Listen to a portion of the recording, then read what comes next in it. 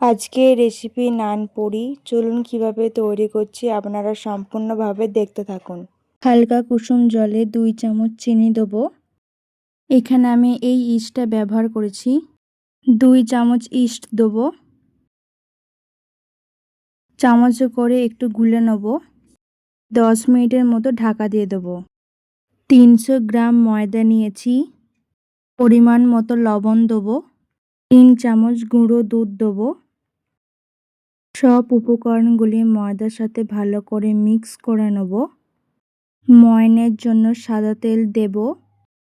তেলের সাথে ময়দাটি ভালোভাবে মিশিয়ে নেব।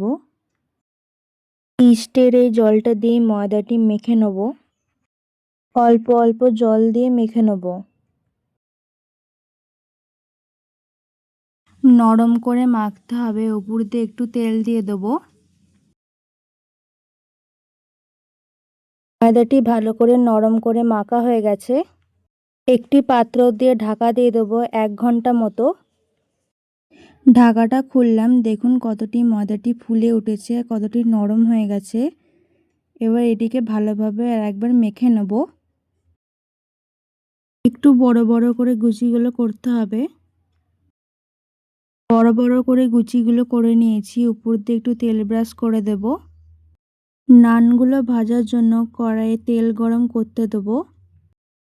তেল দিয়ে এই নান পুরিগুলো বেলে নেব। নান পুরিগুলো একে একে ভেজে নেব।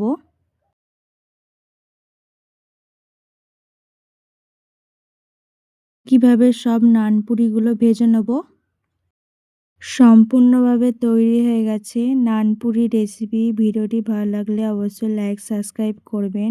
চলুন দেখা হচ্ছে নতুন এক রেসিপির ভিডিও নিয়ে।